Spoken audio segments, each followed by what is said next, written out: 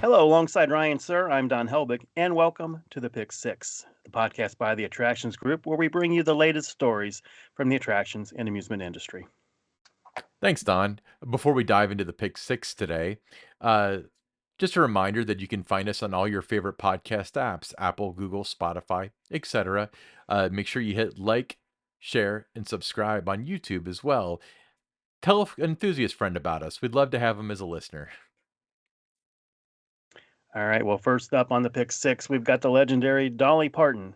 She's making waves by bringing her Pirates Voyage dinner and show to the Florida Panhandle in spring of 2025. The new venue will be at the Pier Park in Panama City Beach, promising a spectacular experience. Ryan, I think this is going to be a very popular venue there.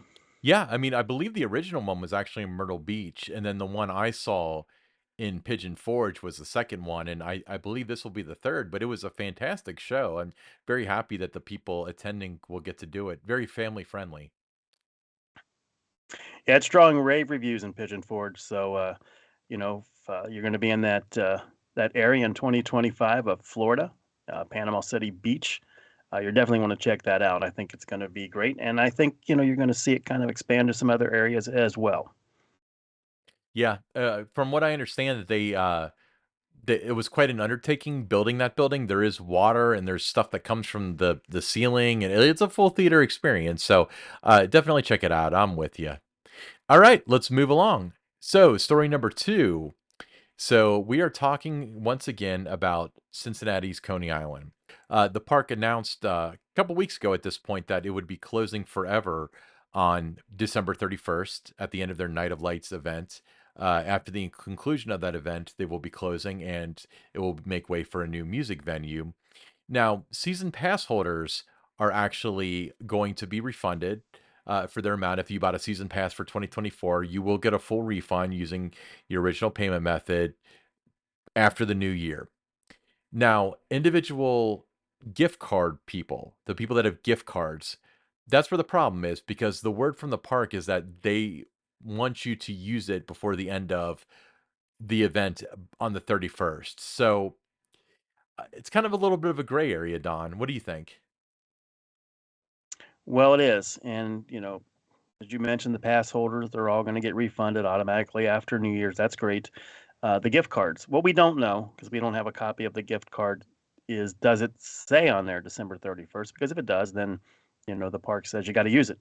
But if there is no date, by when it has to be used, then I think that's a little bit of a gray area, and I think they should work with those gift card holders and do the right thing and refund them if they do not use it by December 31st. I agree. And I think that if the gift cards expired on December 31st, this would be a non-issue.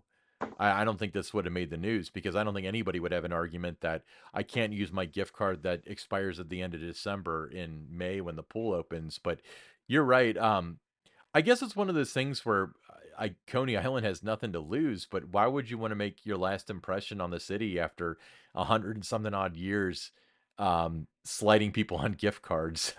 But I've worked for a company And that was bought out and we closed an entertainment venue. And I know it was a huge expense refunding all the gift cards. I mean, for our small operation, it was tens of thousands of dollars, but that was factored into the business decision. Sorry, Don, you had a thought?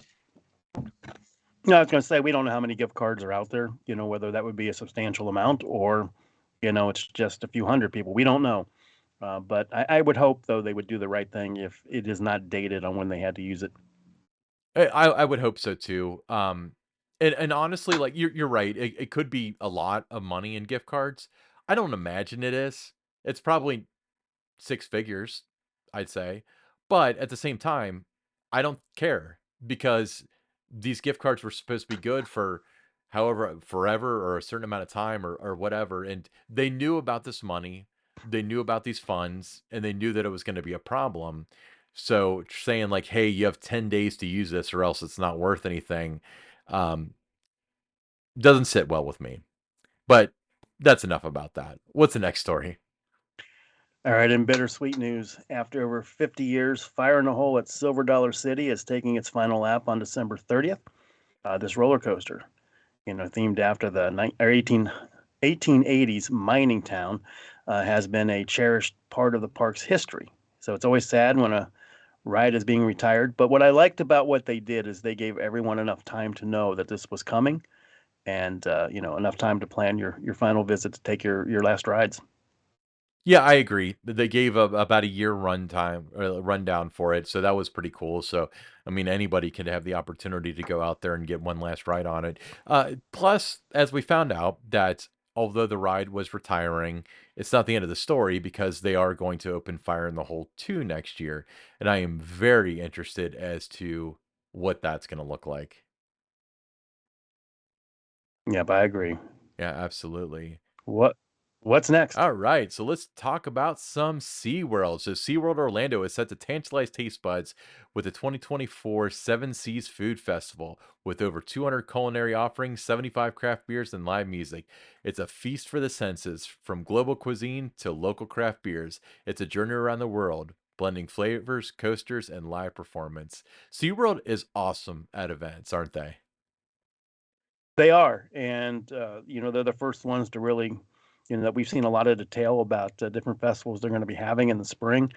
I like the 200 culinary offerings. Obviously, you're not going to be able to try all of them, but it gives enough variety that there's going to be something for someone in the family at this event.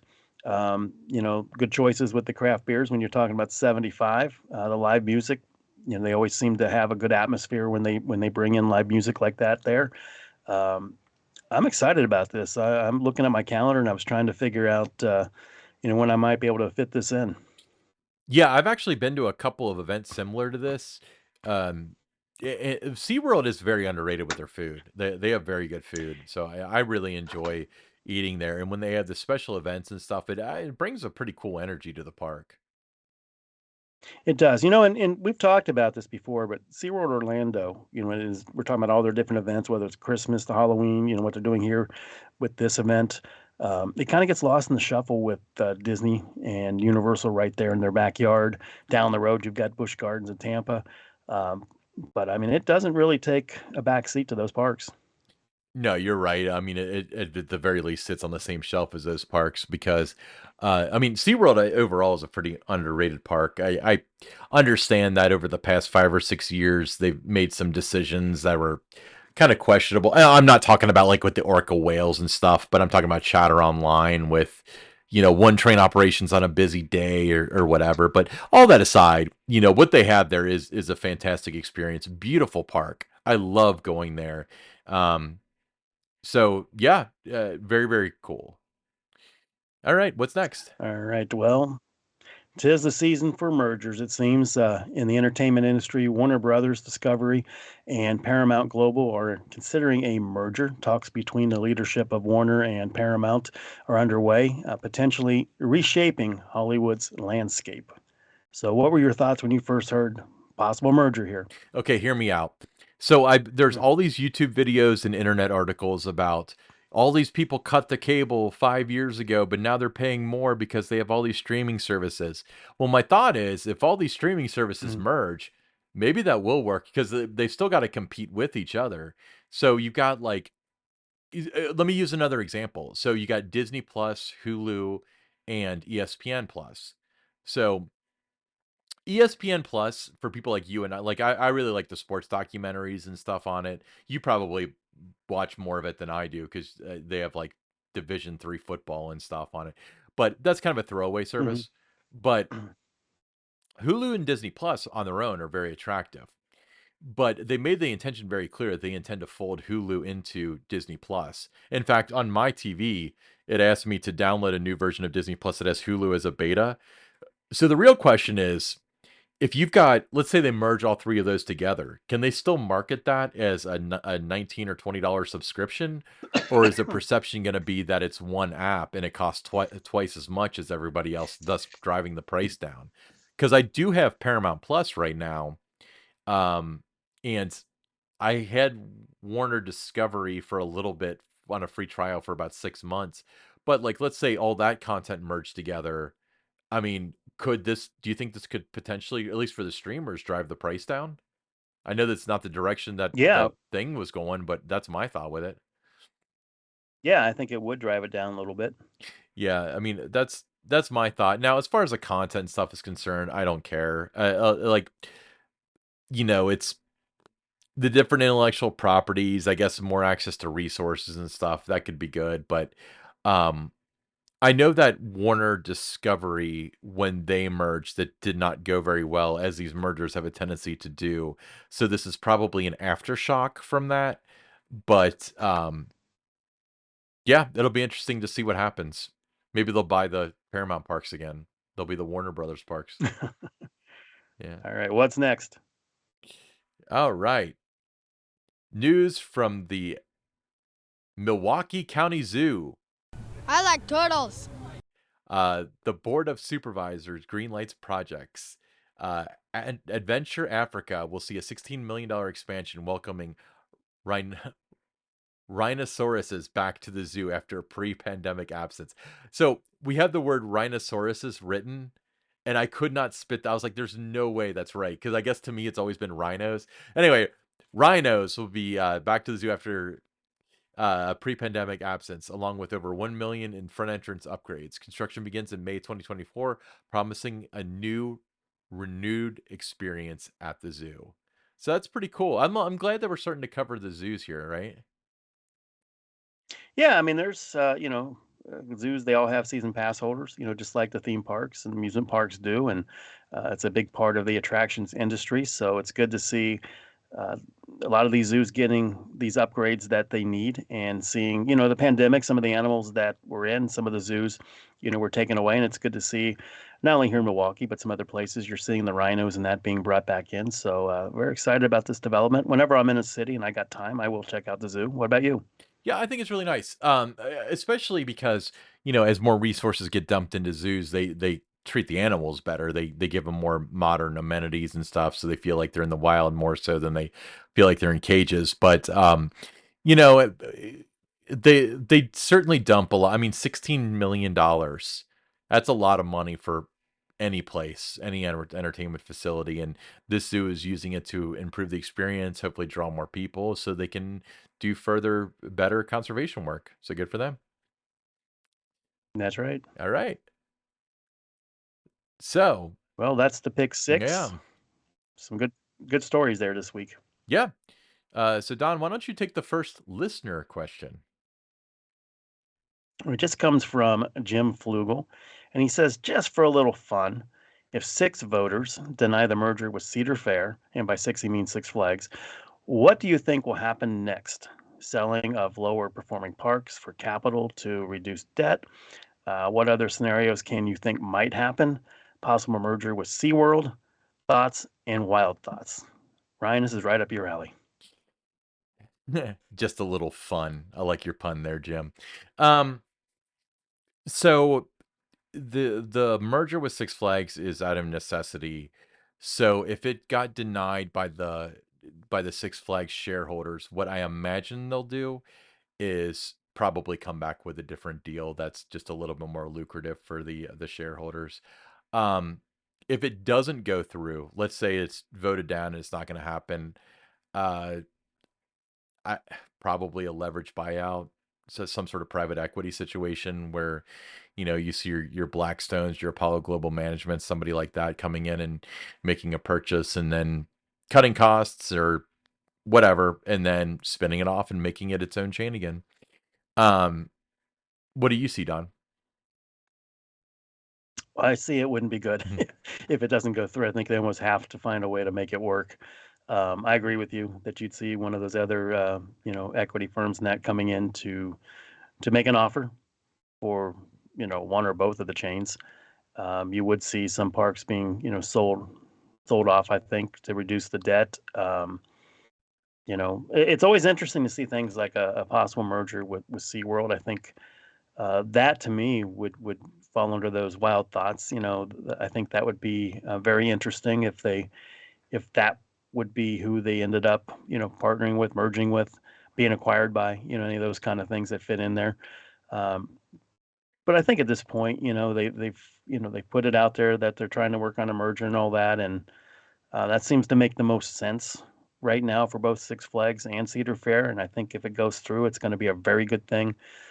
For both chains, it's going to be, beneficial for the guest in a lot of ways. But yeah, Jim, just a little fun, right? Yeah, Jim. Thanks for. I'm not going to sleep tonight because of you, Jim. Now, so you brought up something interesting, like a merger with SeaWorld. And SeaWorld was going to merge with Six Flags, and yeah, we've heard this story before. Okay, what do you think would happen if SeaWorld and Cedar Fair merged? Do you think that Kings Island and Cedar Point would look like SeaWorld in the end? I don't. Um, I don't. I think they would still, have their own identities in that. I think it would just be, they're all just part of the company. It's almost like the Schlitterbahn parks, when they were purchased by Cedar Fair. I think it'd be something like that. See, I see it negatively because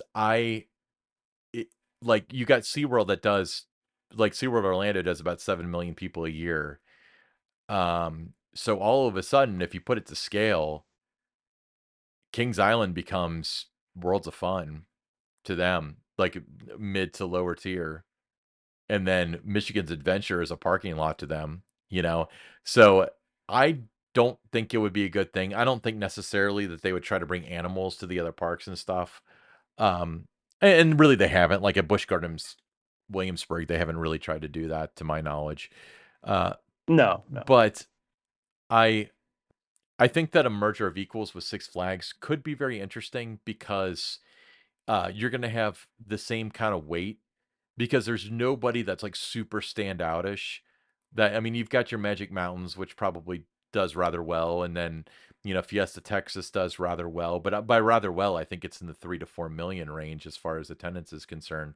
But it's not like you would be the little guy compared to the 365-day a year park.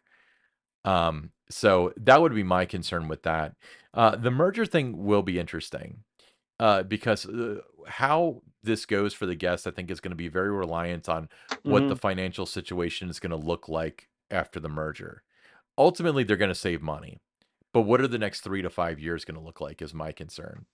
Uh, are they get? I mean, mergers are expensive, and there's a lot of costs involved, and so on. So, do they cut a bunch of budgets? Do they cut operating days and stuff to make it through the next few years before they start realizing these uh, cost savings? I mean, I just don't know. So, Yeah, I mean, it certainly can't be full speed ahead, you wouldn't think, going into 2025. I mean, there would have to be some things to reduce, the cost. And like you mentioned, is it operating days? Is it cutting some special events? Is it not opening, a select number of restaurants and rides? Just whatever it may be to reduce the overhead and the cost, that's going to happen. But it's not a fun thing when you're talking about mergers and different acquisitions like that for anybody that's involved, whether you're, you know, working for a park or you're a pass holder or whatever. I mean, there's a lot of unknowns that that are out there. So just not a fun time for a lot of people right now. But I do think, if the merger does go through, once it happens, I think at the end of the day, it will be positive for everybody. the horizon will be positive. Right, right. I th- For the guests, it's going to be but I mean everybody. I mean the guests. It's going to be a very good, thing for you. It brings new opportunities, as we've talked about on the podcast before. There's different synergies and things like that. But the next few months, it's just going to be interesting, and just it's going to be quite a ride. right. And I mean, when it comes down to it, you get a lot of people. We stick around Cedar Fair people for the most part who think that all or all Six Flags parks, like no restaurants are open, the rides are closed, one train operation. I bet the Six Flags people that are only exposed to Six Flags believe that about Cedar Fair too. But what I will tell you is that probably the operation of your home park won't be terribly different. It's not going to be like we're Six Flags, one train operation, because that's insane. No, not at There, all. it's going to be whatever makes sense at the time. And again, if you're Cedar Point and they're running one train and people are like, this is miserable, I'm not coming back, like they're going to adjust based on that. So if people are used to a certain level of service, they can't stray from that too far before they start feeling it themselves. Yeah. So, but yeah, you're right. Ultimately, there's going to be a net gain. I mean, anytime that, I mean, what Dennis Spiegel was saying, like napkins will be cheaper, forks will be cheaper. When we're talking about like 30 properties, I mean, that's millions of dollars. That's millions of It dollars they is. can put into events and hardware and technology and people and stuff to ultimately make it better. It's just a matter of who's going to be helming this in 5 or 6 years that decides which direction the ship is going. Fortunately, you have some of the best theme park industry people in the world involved with this. Hmm. You do. Cool. All right. So another question then from Rob Fravor, and we've addressed this before, but Rob's a good guy, so we'll address it again. Question for Don: if Kings Island puts on another coaster stock type event, would you attend? Would I attend? Well, as everyone knows, coaster stock is immensely popular. It sells out, last couple of years, less than 10 minutes. So high demand. A lot of people want to go. They bank on going. They're stressed out about being able to get their tickets, that their friends get their tickets. Just a lot of things. When I was involved with it, that's what I, didn't like. Just knowing how, people were almost to the point they were sick to their stomach, wondering if they were going to get the tickets, type of thing. That's not, something that I was excited about with that. But yeah, but there's a demand. And the way I would see it is this, Rob: if I bought a ticket, that means that somebody who maybe has gone for 3, 4, 5, maybe every year of coaster stock, maybe I bumped them out. Maybe someone's friend couldn't go because I bought a ticket. So I know how much this event means to a lot of the coaster enthusiasts. So I would not want to be someone that took someone's spot. And when there's only a limited number of tickets out there, that would be the case. Somebody that wanted to go couldn't because I did. At the same time, I'd love to see everybody. A lot of the coaster stock attendees. I've become good friends with them. I keep in touch with them. I see them at other parks. Saw a lot of them at places I went this summer. Holiday World, Kennywood, Dollywood. Um, when I was at Busch Gardens, Virginia. So I ran into a number of the coaster stock attendees at all these parks, and that's what it was always. So on that end, I'd love to see everybody, but I don't want to steal someone's spot. So you'd be open to it. Let's say like it's a different universe. It's 2 days before the event, still tickets available. We're not at a hard no yet. Well, I mean, that's a little bit different if it was one of those things where there were still tickets available at the last minute, right before the event started. But, when it's selling out in under 10 minutes, the demand's there. I don't think that demand's going to go away. And I would feel that somebody got left out if I bought a ticket. Yeah, honestly, though, that was kind of how I felt in the later years of it and stuff. I went Mm. the Ride Warrior weekend, and then I went to the first year of Coaster Stock, and then the second year, I remember I was because I mean, and obviously Coaster Stock's a great event; it's very popular. Um, but if you've been around a long time, like you've done a bunch of Beast tours. I remember doing Beast tours with you during the Susan G. Komen days when people would pay like $50 to do Yeah. the Beast tour, and I would be talking to you, but let's just go. So to me, it was like the first year I went full board. The second year I kind of like went like just Saturday night or something, and then at that point I started feeling like there's somebody that would appreciate it a lot more than me that has never gotten to do this stuff. So that's why I stopped attending. I'm not against Hmm. going at all, but it's just a matter of there's a lot of people very gung ho about it. And for me to take one of their spots, I wouldn't want to do that as it stands now. Yeah, I mean, for me, I feel that in my travels next summer, it'll be like this year where I have an opportunity to run into a lot of the coaster enthusiasts that attend this event. Whether I'm at the parks I mentioned, like Holiday World, Dollywood, Kennywood, Busch Gardens, Virginia, even Busch Gardens, Tampa, wherever it may be. That I'm gonna see people, um, but just not all in that one setting. Yeah. Awesome. Yeah, great question, Rob. Hey, it's the end of another Pick Six, and it's the end of 2023. So if you haven't listened to the first section, want to reiterate, we want you guys to have a very happy new year. And we'll be back next week, first week of 2024, for some great episodes. Alongside Don Helbig, I'm Ryan Sir, and Happy New Year to you.